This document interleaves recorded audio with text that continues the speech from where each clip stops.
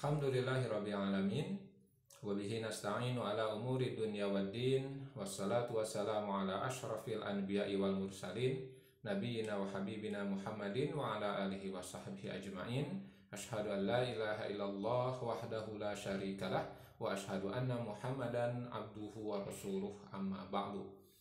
Alhamdulillah kita bisa dipertemukan kembali pada perkuliahan ilmu pendidikan Islam. Insya Allah pada pertemuan kali ini kita akan membahas tentang konsep peserta didik dalam Islam.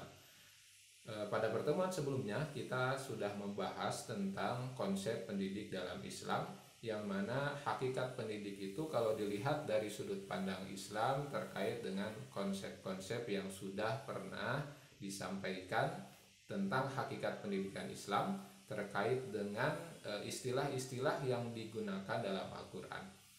Jadi jika dalam Al-Quran disebutkan bahwa pendidikan itu adalah tarbiyah, maka para pendidik disebutnya murabbi. Kemudian pendidik juga disebut dengan mu'alim karena proses pendidikan disebut ta'lim. Kemudian pendidik juga disebut mursyid, ya. Kemudian pendidik juga disebut sebagai muzakki, kemudian disebut juga sebagai mu'alim, mudaris, dan lain-lain, karena memang terkait dengan konsep pendidikan itu sendiri. Nah, pada pertemuan kali ini kita akan membahas tentang konsep peserta didik dalam Islam dan akan terikat dengan istilah-istilah yang tadi juga, tetapi tentu ada sudut pandang yang berbeda, ada peristilahan yang khusus yang bukan hanya diambil dari teks nas, tapi juga diambil dari pendapat para ulama dan para ahli pendidikan. Baik, supaya tidak terlalu menyita waktu, kita masuk ke materi. Mohon maaf untuk kali ini videonya kita tutup, kita tampilkan slide-nya saja. Baik, apa itu peserta didik dalam Islam? Peserta didik dalam Islam itu menggunakan beberapa istilah. Misalnya ada istilah muta'alim, ada istilah murid, ada istilah tolib, dan yang jamak atau yang sering digunakan adalah istilah tilmid. Nah, tilmid sendiri tidak akan dijelaskan di sini karena tilmid itu ya lebih kepada peserta didik dalam bahasa Indonesia. Memang bahasa Arab, tetapi konsepnya tidak disebutkan dalam Al-Quran ataupun dalam hadis, hanya aspek bahasa saja, tilmid. Sedangkan muta'alim, murid, tolib ini disebutkan begitu di dalam teks Al-Quran ataupun hadis terkait dengan bagaimana pendidikan berjalan. Yang pertama peserta didik itu disebut dengan muta'alim. Muta'alim itu kan akar katanya dari akar kata ilmu juga, al-ilmu, ya. Kemudian dari kata ilmu itu muncul kata yang lain derivasinya, yaitu ta'allama ya ta'allamu, artinya belajar, ya, mengulang-ulang. Jadi dari kata alima artinya mengetahui, kalau ta'allama mengulang-ulang sehingga menjadi faham. Nah, kata muta'alim sendiri memang kalau di dalam Al-Quran tidak disebutkan, ya, tidak disebutkan kata muta'alim. Tetapi di dalam hadis Rasulullah Shallallahu Alaihi Wasallam menyebutkan lafaz ini. Kata beliau, ugdu aliman au muta'alliman au mustami'an au muhibban wala takunil khamisata fatahliku. Ugdu aliman, jadilah engkau orang yang alim, orang yang alim itu berilmu dalam hal ini artinya orang-orang yang sampai ke level tertinggi dalam ilmu.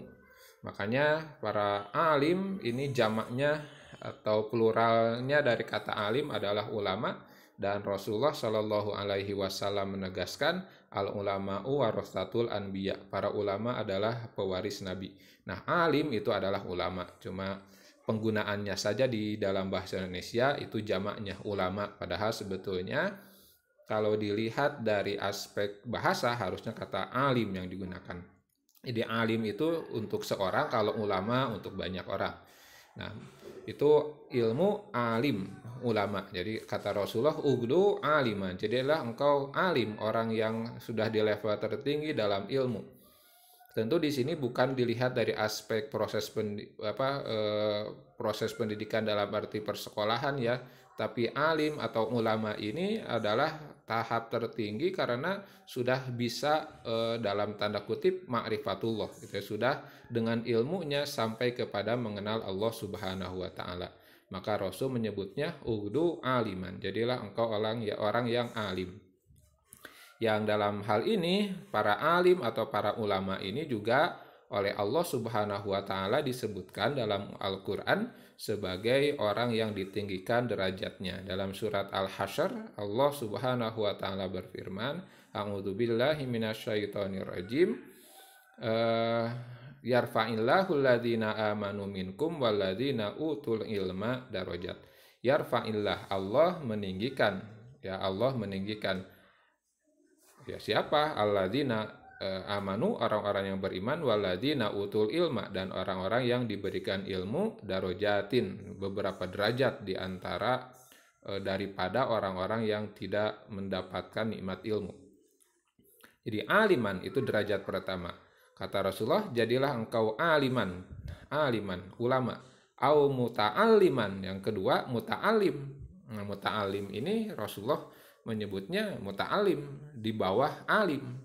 Jadi orang yang belajar, orang yang serius mempelajari sesuatu, itu disebutnya dengan muta'alim. Ya, orang yang serius belajar itu muta'alim. Orang yang pekerjaannya belajar lah, profesinya belajar. Orang yang menuntut ilmu secara intens itu muta'alim. Nah, ya, jadi kata muta'alim ini orang yang terus-menerus secara intens belajar dan nanti akan sampai ke taraf alim, ke taraf ulama. Itu namanya muta'alim. Dan tentu hal ini terkait juga dengan konsep ilmu. Jadi peserta didik itu dalam hal ini disebut muta'alim karena dia adalah orang yang berproses, orang yang mempelajari ilmu sehingga nanti dia akan menjadi ulama. Dan oleh Rasulullah Shallallahu Alaihi Wasallam ditempatkan derajatnya di bawah alim. Baru yang ketiga au mustami'an, ya au mustami'an atau orang yang mendengar. Jadi posisi kita di hadapan ilmu, ya posisi kita di hadapan ilmu itu derajat pertama adalah alim, orang yang sudah alim, sudah tahu, menjadi ulama. Yang kedua muta'alim, orang yang belajar, mempelajari secara intens, secara serius. Baru yang ketiga mustami'an, mustami. Nah, mustami ini belajarnya tidak intens tapi sekali-kali. Ya, misalnya kita melakukan pengajian misalnya di masjid, orang yang mendengar itu bukan muta'alim tapi yaitu mustami. Ya, atau misalnya ada webinar, ada seminar misalnya, kemudian Anda sebagai mahasiswa itu mengisi seminar, menjadi pematerinya, pesertanya, Anda mempelajari, lalu ada orang yang berprofesi tertentu tertarik ikut mendengar. Nah, itu mustami. Ya, mustami'an, orang yang hanya mendengar, istima, tapi di sini bukan hanya mendengar sepintas lalu mustami, tapi mendengar dengan sepenuh hati, tetapi dia tidak memiliki profesi sebagai pelajar. Bisa jadi profesinya yang lain-lain, tapi dia suka mendengarkan kajian keilmuan. Nah, itu namanya mustami. Derajat yang keempat au muhibban, yaitu pecinta ilmu. Dia tidak belajar, dia tidak sempat menuntut ilmu, tapi dia cinta ilmu. Ya, dia suka ilmu, tetapi belum sempat jadi belajar, jadi muta'alim, belum sempat juga jadi mustami karena mungkin sibuk, tapi dia punya hasrat, punya niat untuk belajar. Nah, itu muhibban. Dan yang terakhir, yang kelima, yang kata Rasulullah, wala takunil khamisah, dan janganlah engkau menjadi orang jenis yang kelima, fatahliku, sebab engkau akan celaka. Ya, orang yang tidak jadi ulama, tidak muta'alim, belajar juga, sekali-kali mendengar jadi mustami, tidak pernah. Muhibban juga orang yang mencintai ilmu, tidak juga. Kan orang yang mencintai ilmu itu setidaknya ya nyumbang, setidaknya mendorong keluarganya, anaknya, atau siapapun untuk menuntut ilmu. Ini yang kelima, tidak ada kecintaan sedikit pun, tidak ada tidak ada perasaan terikat dengan ilmu, maka ini yang kata Rasulullah, mereka adalah orang yang celaka. Jadi peserta didik dilihat dari aspek muta'alim ini adalah orang yang intens belajar. Ya berarti kalau bapak-bapak, ibu-ibu dalam pengajian itu tidak disebut muta'alim, bukan peserta didik. Itu mah mungkin masuknya ke jenis mustami saja. Jenis ketiga gitu ya, mustami saja, dia mendengar. Nah, jadi bukan muta'alim, tidak akan sampai derajat ulama. Jadi masih jauh dari pujian Allah Subhanahu wa taala, yarfa'illah, diangkat derajatnya. Atau seperti pujian Allah baik Allah ataupun Rasulullah dalam Al-Qur'an dan dalam Al-Hadis bahwa para ulama adalah pewaris Nabi. Ya, ini belum. Lalu yang kedua, istilah yang digunakan untuk menjelaskan tentang siapakah peserta didik itu adalah mohon maaf sebentar ya, adalah murid. Ya, murid ini dari kata aroda yuridu. Nah, kemarin sudah pernah dijelaskan. Aroda yuridu irodatan. Jadi orang yang memiliki kehendak, orang yang memiliki maksud untuk mendapatkan ilmu. Nah, di bawah bimbingan mursyid biasanya. Jadi kalau murid ini lawannya adalah mursyid. Kalau muta'alim tadi lawannya mu'alim. Nah, mu'alim nanti levelnya jadi ulama. Muta'alim, mu'alim, mursyid, dan murid. Murid ini orang yang mempelajari suatu ilmu, berkehendak kepada sesuatu, dan ingin mendapatkan ilmu, khususnya ilmu agama. Jadi untuk murid ini sebetulnya lebih sempit maknanya kalau dalam bahasa Arab, dan dalam peristilahan juga sering digunakan untuk dunia keagamaan saja atau ilmu-ilmu yang terkait dengan akhlak, ilmu tasawuf. Biasanya ada istilah murid dan mursyid gitu ya. Nah, jadi murid itu maknanya lebih sempit sebetulnya kalau dalam bahasa Arab. Berbeda dalam bahasa Indonesia maknanya luas gitu ya. Murid itu ya murid. Nah, kalau dalam bahasa aslinya murid itu adalah orang yang belajarnya khusus keagamaan, khusus mempelajari kejiwaan, bukan kebatinan ya, kejiwaan, untuk mengenal Allah Subhanahu wa taala. Lalu yang ketiga ada yang disebut dengan tolib. Nah, tolib nanti jamaknya tulab atau tolabah. Nah, ini juga maknanya lebih khusus, sebab tolib itu biasanya kalau dalam bahasa Arab lebih merujuk kepada orang yang dewasa yang menuntut ilmu. Makanya dia menggunakan lafaz tolib dari tolaba yatlubu, yang artinya menuntut atau menghendaki sesuatu. Tolib artinya menuntut ilmu, menghendaki sesuatu ilmu. Kata Rasulullah Shallallahu Alaihi Wasallam, tolabul ilmi faridatun ala kulli muslimin. Menuntut ilmu itu faridah, wajib bagi setiap muslim. Nah, tolib ini biasanya dimaknai dalam pemaknaan bahasa Arab sekarang adalah para mahasiswa. Seperti Anda disebutnya tolib, bukan tilmid atau muta'alim. Kalau muta'alim maknanya sangat luas. Nah, tolib lebih khusus orang yang menuntut ilmu, dia mencari ilmu dan usianya sudah dewasa. Dan kata tolib ini biasanya juga digunakan misalnya pada contoh orang-orang yang menuntut ilmu, mencari hadis, misalnya di zaman dahulu, di zaman para salafus sholih, mencari ke berbagai daerah, ke berbagai wilayah, menemui para ulama dari kalangan para sahabat dan tabi'in untuk mendapatkan ilmu. Nah, ini disebutnya tolib. Nah, jadi kata tolib ini maknanya lebih khusus. Dia memiliki makna pelajar atau peserta didik dalam makna peserta didik yang sudah dewasa, ya dewasa ke atas lah, dari usia mahasiswa ke atas, itu disebutnya tolib atau tulab jamaknya. Nah, itulah peserta didik ditinjau dari sudut pandang aspek kebahasaan. Selanjutnya, siapakah peserta didik itu?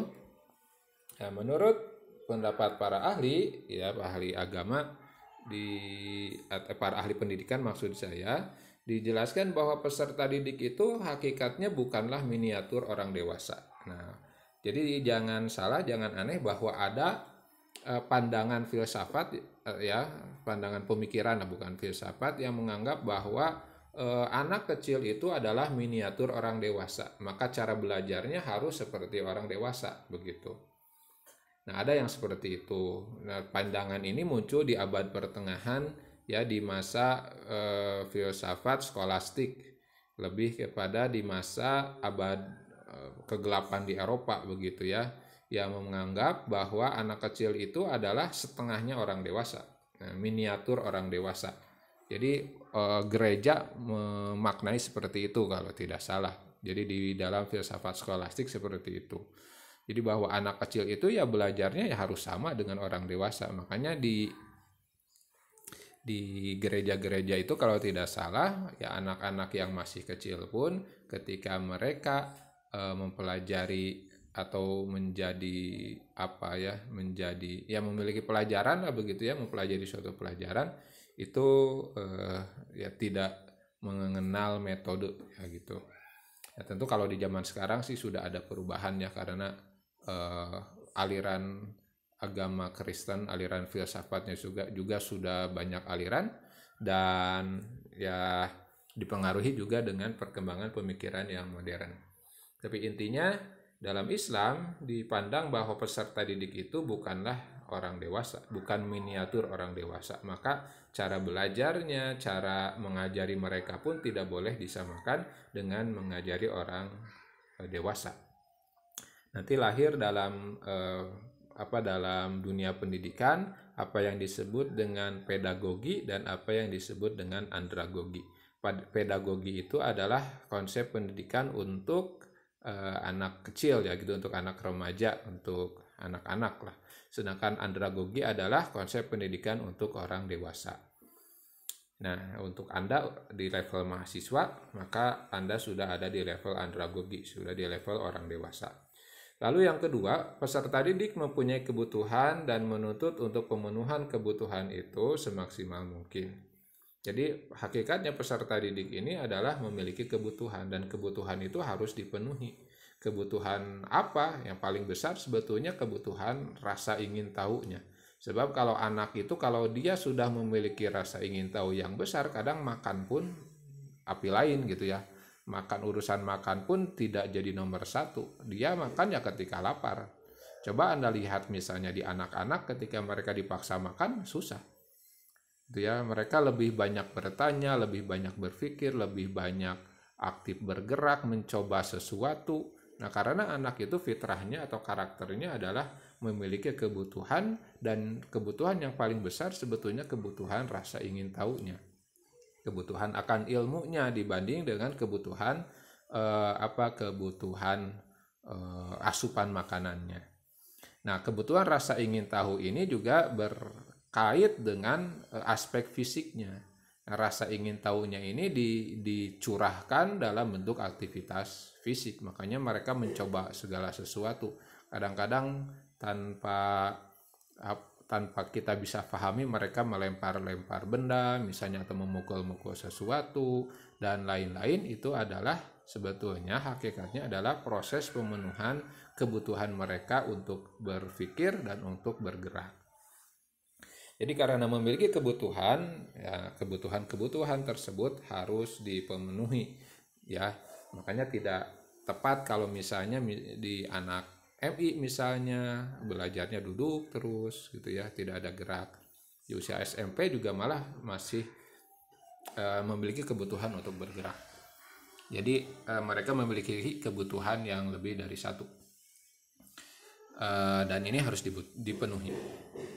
Lalu yang ketiga, peserta didik memiliki perbedaan antara individu yang satu dengan individu yang lain, baik perbedaan dari faktor endogen atau fitrahnya, faktor pembawaannya, maupun eksogen dari luarnya, dari lingkungannya, yang meliputi segi jasmani, intelijensi sosial, intelijensi maksudnya itu ya, salah ketik, intelijensi sosial, kemudian bakat, minat, dan lingkungan yang mempengaruhinya. Jadi setiap anak itu memiliki perbedaan, dan perbedaan ini tentu harus diakui, sebab setiap anak istimewa, setiap peserta didik itu memiliki perbedaan-perbedaan, tidak ada yang sama. ya bahkan yang wajahnya sama persis sekalipun yang kembar ya mereka tetap ada perbedaan dan perbedaan ini harus diakui. Lalu yang keempat, peserta didik itu merupakan kesatuan sistem manusia. Jadi manusia itu kan tubuhnya ya jasmani rohaninya itu kan sebuah sistem. Ya satu bagian dengan bagian yang lain saling terkait dan saling membutuhkan. Ya dan tidak bisa dipisahkan. Jadi tubuh manusia itu dan juga jasmani dan rohaninya itu ya saling terkait. Ketika misalnya manusia banyak pikiran, misalnya ya stres, maka pasti biasanya tubuhnya pun akan terpengaruh, akan sakit gitu ya, pusing, sakit kepala dan lain-lain ketika stres. Ketika seseorang misalnya overthinking, banyak mikirin ini dan itu, maka biasanya jasmaninya juga akan terpengaruh. Begitu juga sebaliknya. Ketika seseorang misalnya jasmaninya sakit, biasanya dia tidak bisa fokus untuk berpikir. Bahkan kita ambil contoh yang positif saja, misalnya orang yang aktif bergerak, aktif berolahraga setiap hari misalnya, maka biasanya orang tersebut hidupnya positif, lebih mampu meredam amarah, lebih mampu untuk menyalurkan emosi ya ke sarana yang tepat dan lain-lain. Nah, jadi peserta didik itu merupakan kesatuan sistem manusia. Jadi tidak bisa dipecah-pecah ya, tidak bisa dipilah-pilah, tidak bisa hanya aspek jasmani atau aspek akalnya saja yang diperhatikan, tetapi juga keseluruhannya. Yang kelima, peserta didik merupakan subjek dan objek sekaligus dalam pendidikan yang dimungkinkan dapat aktif, kreatif, serta produktif. Jadi karena mereka adalah subjeknya, maka mereka yang harus belajar gitu ya, bukan seperti teori tabula rasa di mana guru lah yang memiliki peran paling besar untuk melukis, sebab siswa itu seperti meja lilin yang kosong. Maka tugas guru adalah mencoreti atau mengukir di sana sehingga terbentuk karakternya. Bukan seperti itu. Siswa itu bukan objek, tetapi siswa itu objek sekaligus subjek. Lebih besar subjeknya sih sebetulnya, bukan hanya objek. Lalu yang terakhir, peserta didik mengikuti periode perkembangan tertentu dan mempunyai pola perkembangan serta tempo dan iramanya masing-masing. Jadi ada periode perkembangan tertentu. Tentang perkembangan peserta didik ini nanti akan dibahas secara detail, secara rinci ya di mata kuliah perkembangan peserta didik. Jadi tidak akan dibahas terlalu dalam di sini sebab bukan tempatnya. Intinya setiap peserta didik itu memiliki pola perkembangan, baik perkembangan itu kejiwaan ya, lebih ke kejiwaan rohaninya gitu ya. Kalau jasmani disebutnya pertumbuhan. Jadi pola perkembangan psikologisnya, pola perkembangan pemikirannya itu memiliki pola yang berbeda ya. Jadi jangan aneh kalau misalnya ada anak yang di usia 4 tahun ada yang sudah bisa membaca, ada yang belum bisa membaca. Ya, mereka mampu membaca di usia 6 tahun dan lain-lain. Itu bukan bodoh ya, bukan bodoh, bukan terbelakang ya. Itu pola perkembangan dan temponya saja yang berbeda. Begitu. Sebab ketika seseorang unggul di satu sisi, maka di sisi yang lain berarti masih dalam proses perkembangan. Ya kematangannya nanti akan berbeda-beda setiap aspek itu. Jadi manusia itu tidak ada yang sepenuhnya sama, bahkan tidak ada yang sama.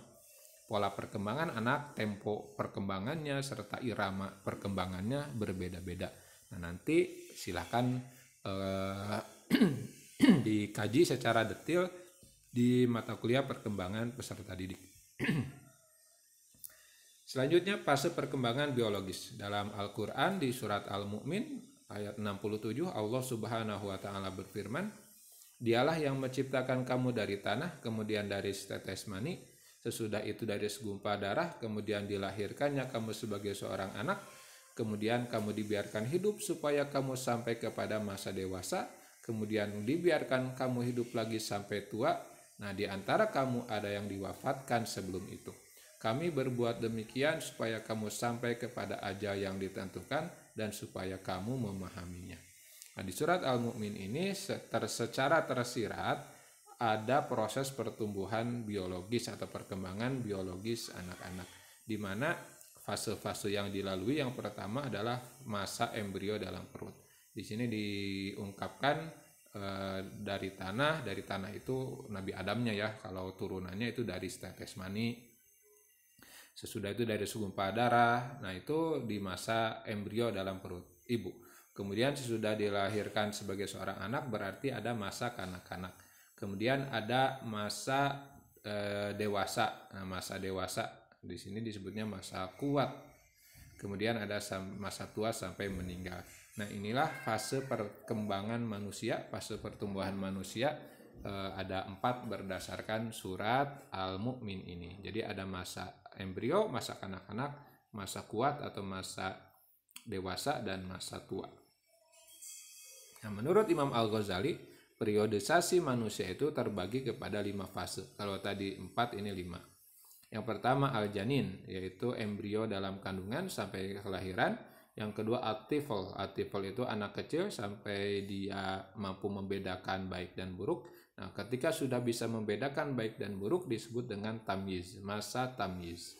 Ya, yang masa balik begitu. Tapi baru pada hal-hal yang umumnya gitu, yang baik dan yang buruk. Baru yang keempat itu aspek fase al-aqal. Ya, al-aqal itu berakal atau dewasa.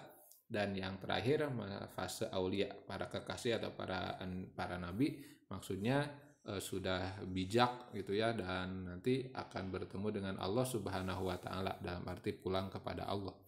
Nah, ini periode manusia ditinjau dari pendapat Imam Al-Ghazali. Nah, lalu yang kedua, kalau tadi kan fase perkembangan biologis ya, fase perkembangan biologis, maka selanjutnya ada yang disebut fase perkembangan didaktis. Jadi perkembangan pendidikannya. Jadi sejak kapan pendidikan itu dilakukan? Menurut Ali bin Abi Thalib radhiyallahu anhu, nah, cara mendidik anak dalam Islam atau fase perkembangan didaktik itu ada 3, ya, 7 tahun pertama, 7 tahun kedua, dan 7 tahun ketiga. 7 tahun pertama menurut pendapat sahabat Ali bin Abi Thalib radhiyallahu anhu, maka anak itu fase pertama ini harus diperlakukan seperti raja. Jadi bukan dimanja, ya, dididik seperti raja. Kemudian di 7 tahun yang kedua, 8 sampai 14 tahun diperlakukan sebagai tawanan. Jadi diatur segala rupanya persis seperti tawanan, didisiplinkan. Kalau raja ya dikasih segala keinginannya begitu. Walaupun tentu nanti ada batasnya ya gitu, mana yang boleh, mana yang enggak, sampai kapan atau sampai fase bagaimana itu anak diperlakukan seperti raja pada aspek apa saja begitu, itu tentu nanti tidak sepenuhnya harus diberikan segala keinginannya begitu. Nah, yang ketiga, 7 tahun ketiga diperlakukan sebagai sahabat. Ya, berarti bukan lagi dipaksa didisiplinkan, tetapi diajak berdialog. Ketika ada hal yang perlu didiskusikan untuk mengambil keputusan, diberikan diberikan motivasi. Kita ini ya berlaku seperti sahabat. Nah, ini fase perkembangan menurut Ali bin Abi Thalib radhiyallahu anhu. Sedangkan menurut Hamdani Ihsan ada 6 periode pendidikan manusia. Yang pertama 0 sampai 6 tahun. Pada periode ini anak dijaga dari segala yang mengotorkan jasmani dan rohaninya. Ya, misalnya diberi dengan cara akikah gitu ya, disembelihkan, kemudian tasmiyah, diberi nama yang baik. Nah, periode ini adalah masa pendidikan secara pembiasaan dalam hal-hal yang baik. Lalu periode yang kedua itu di usia 6 tahun gitu ya. Nah, pada usia ini anak dididik tentang adab dan kesusilaan. Nah, ini dimulai umur 6 tahun. Kemudian periode ketiga ini juga sampai 9 tahun ya. Di sini tertulis 6 sampai 9 karena antara kedua dan ketiga ini bisa jadi beda-beda setiap anak, dan arsirannya sangat besar begitu ya. Jadi arsiran itu berlakunya antara periode kedua dan ketiga ini bisa jadi sangat bersinggungan, bahkan ada aspek-aspek yang bisa berbarengan. Tapi lebih penekanannya di aspek periode pendidikan ketiga ini, ya seksualnya sudah mulai tumbuh, maka harus dipisahkan tempat tidurnya dari orang tuanya karena mulai tumbuh begitu. Lalu di periode keempat disebut periode keempat ini masa ini akan memasuki alam pubertas, disebut puber gitu ya, alam periode puber, Strumendrang, dan akan mengalami goncangan jiwa yang sangat membutuhkan bimbingan yang intensif. Ya, kita pun sudah pernah mengalami pasti ya bagaimana kita di alam pubertas ketika gejolak itu sedang menggebu-gebu begitu ya. Kemudian rasa ingin tahu terkait dengan seksualitas juga sangat tinggi, maka hal ini membutuhkan bimbingan intensif dari orang tua ataupun dari guru. Periode pendidikan kelima, ya 13 tahun sampai 16 tahun, pada masa ini anak telah mengalami kematangan dan kedewasaan nafsu birahinya. Nah, maka diperlukan banyak pengawasan, jadi lebih banyak pengawasan.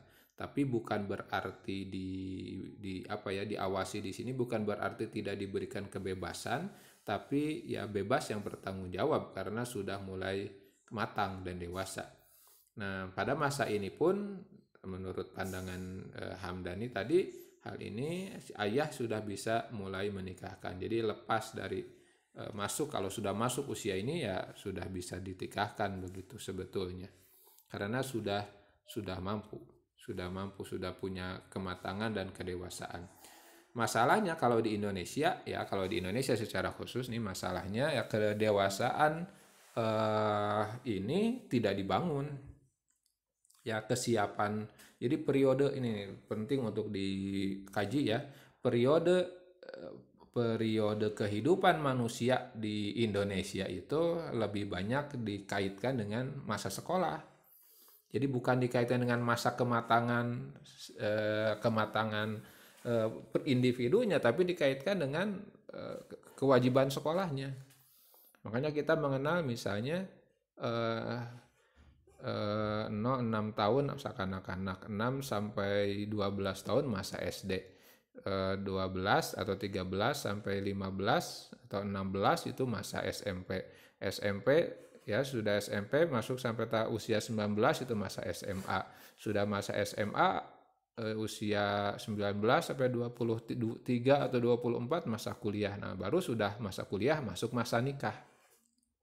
Nah, pemahaman ini berkembang di masyarakat banyak sehingga dianggap bahwa sekolah itu nikah itu bertentangan dengan kuliah. Kalau dengan sekolah sih ya mungkin ada proses kematangan yang harus ditingkatkan dulu, disiapkan dulu.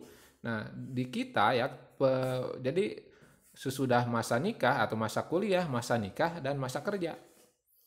Nah, periode nikah, periode kerja. Jadi kalau di usia 19 sampai 23 gitu ya di Indonesia sering dianggap masa kuliah. Sehingga yang kuliah itu tidak bekerja, tidak mencoba menjadi pribadi yang mandiri sehingga mereka terlambat gitu ya, Padahal kalau dilihat dari periode pendidikan ini harusnya di usia 13 sampai 16 itu disebut dengan masa nikah atau masa mulai boleh si ayah menikahkan anaknya, berarti di masa ini harusnya anak sudah siap. Jadi harusnya pembekalan kemandirian itu diberikan sejak sebelum ini. Begitu. Sedangkan di kita ya nanti saja kerja mau udah beres kuliah, biasanya makna difahami seperti itu. Padahal harusnya ya, dan ini dipraktekannya di Amerika atau di negara-negara barat lah bisa dikatakan. Anda mungkin pernah melihat di televisi begitu ya bagaimana di barat itu kalau anak sudah usianya 17 tahun itu ya sudah tidak boleh hidup dengan orang tuanya. Bukan tidak boleh sih, sudah boleh ya, sudah sangat boleh hidup sendiri, hidup mandiri, mencari nafkah sendiri. Nah di kita 17 tahun itu masih namprak minta duit ke orang tua gitu. Bahkan kalau di Inggris itu kalau tidak salah masa pendidikan SMA itu sampai 16 tahun. Nah kalau di kita gitu ya. Di kita masa kemandirian kapan? Nanti sudah kuliah baru mikir kerja. Padahal harusnya disiapkan gitu sejak awal. Nah, ini yang saya maksud bahwa periode pendidikan ini penting untuk dikaji ulang gitu. Jangan sampai di Indonesia kita ini terlambat dewasa. Secara jasmania, secara biologis kita sudah matang ya. Di usia 13 sampai 16 tahun itu udah matang, udah balik, sudah kalau perempuan sudah haid, kalau laki-laki sudah mimpi basah, tetapi jiwa kedewasaannya tidak ada. Ya, jiwa kedewasaannya tidak ada sehingga ketika disuruh mencari nafkah dan lain-lainnya tidak siap sama sekali gitu. Sedangkan di negara-negara barat ya sudah biasa, itu sudah dilakukan bahwa di usia 16-17 itu ya sudah harus mandiri, mencari nafkah sendiri begitu. Nah, baru di usia di periode ke-6 disebutnya usia dewasa, maka dia harus lepas dari orang tuanya dan bertanggung jawab pada dirinya sendiri. Kan ini yang dilakukan di konsep barat gitu ya, dalam dunia barat. Di usia 17 tahun itu ya sudah lepas dari orang tua, sudah harus bisa hidup mandiri, menanggung nafkah sendiri, bahkan juga menanggung dosa dan pahala sendiri. Sebab di akhirat nanti ya kalau sudah balik, sudah haid, sudah mimpi basah kalau laki-laki ya berarti sudah dicatat semua amalnya. Nah, sedangkan di kita usia 20-an juga masih tergantung kepada orang tua. Nah, ini kan masih salah. Nah, sekarang Anda misalnya kuliah di UIN, apakah mikir gitu ya mencari nafkah sendiri untuk membiayai kuliah? Nah, rata-rata masih dibiayai oleh orang tua. Padahal seharusnya kalau lihat periode pendidikan ini usia 16-21 ini harusnya sudah mandiri dan kesananya gitu, tentu 22-23 sampai dewasa. Nah, lalu selanjutnya adab dan tugas peserta didik. Menurut Said Hawa, adab peserta didik itu yang pertama, murid harus mendahulukan kesucian jiwa sebelum yang lainnya. Artinya seorang murid harus suci dari akhlak yang buruk. Jadi ya inilah pentingnya menanamkan adab sejak kecil. Lalu yang kedua, murid harus mengurangi keterikatannya dengan kesibukan duniawiyah, karena dengan kesibukannya itu akan melengahkannya dari menuntut ilmu. Jadi harus mengurangi gitu ya, harus lebih berat kepada ilmu, bukan kepada urusan-urusan duniawi. Yang ketiga, tidak sombong terhadap orang yang berilmu, tidak bertindak sewenang-wenang terhadap guru. Artinya seorang murid itu harus tawadhu atau rendah hati terhadap guru yang berakhlak baik. Tidak perlu dijelaskan ya. Yang keempat,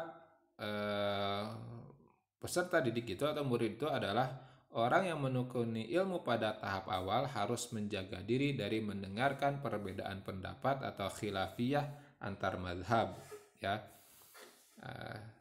Karena hal itu akan membingungkan pikirannya. Jadi peserta didik itu harus menjaga diri tidak terlibat dalam hal-hal yang perdebatan terlebih dahulu gitu ya. Jadi yang dipelajari kalau kita jadi guru berarti jangan dulu membahas perbedaan fikih lah gitu atau perbedaan pemikiran, tapi fokus dulu kepada satu aspek sehingga mereka tidak bingung. Yang kelima, penuntut ilmu harus mendahulukan menekuni ilmu yang paling penting untuk dirinya. Jadi harus ada skala prioritas, mana yang paling penting terlebih dahulu. Nah, kalau dalam sudut pandang Imam Al-Ghazali yang paling penting ya ilmu fardu ain dulu, ilmu yang wajib-wajib dulu. Baru sesudah itu ke fardu kifayah, baru nanti ke fadilah. Kemudian yang keenam, tidak menekuni ilmu sekaligus, melainkan berurutan dari yang paling penting. Nah, ini kelanjutan dari nomor 5. Jadi yang fardu ain dulu, baru nanti ke fardu kifayah dan selanjutnya. Yang ketujuh, hendaklah mengetahui ciri-ciri ilmu yang paling mulia. Itu diketahui dari hasil belajarnya dan kekuatan dalilnya. Jadi dia bisa memilih mana yang ilmu yang paling mulia. Dari mana tahu ilmu yang paling mulia itu? Dilihat dari hasilnya nanti bagaimana, kekuatan dalil yang menjelaskan tentang hal itu juga bagaimana. Nah, ini adab dan tugas peserta didik menurut Said Hawa. Sedangkan menurut Syekh Al-Utsaimin, adab peserta didik itu pertama harus memiliki niat yang ikhlas karena Allah ketika menuntut ilmu. Jadi tidak mengharap ridho dan pahala dari yang lain. Jadi hanya mengharapkan ridho dan pahala dari Allah. Ini yang disebut dengan ikhlas. Ya, ikhlas dalam menuntut ilmu. Sebab nanti ada ancaman orang yang menuntut ilmu tidak ikhlas atau hanya untuk urusan duniawi saja akan dijauhkan dari wanginya surga. Padahal wanginya surga itu bisa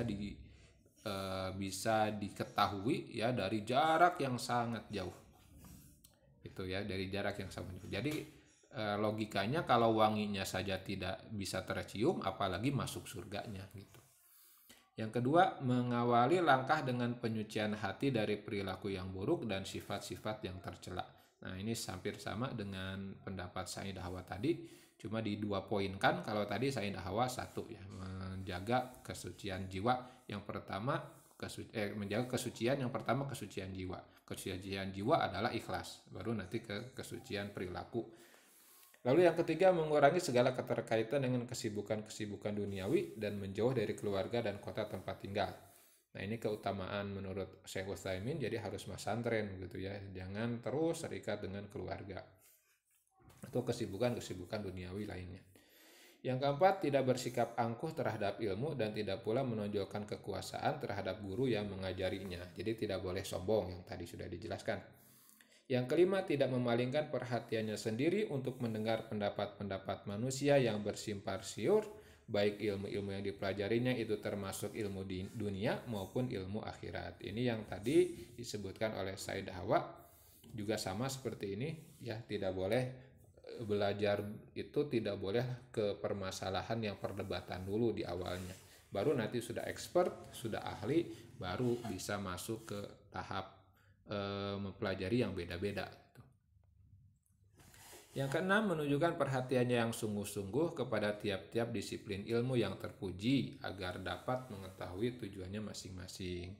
Jadi harus sungguh-sungguh gitu, terutama pada ilmu-ilmu yang terpuji. Ilmu yang terpuji itu ilmu agama kalau dalam sudut pandang Syekh Utsaimin ya. Jadi mendahulukan ilmu agama. Kenapa? Karena akan menentukan keselamatan akhirat ya. Kemudian tidak melibatkan diri dalam suatu bagian ilmu sebelum menguasai bagian yang sebelumnya. Jadi tadarruj, prinsipnya bertahap.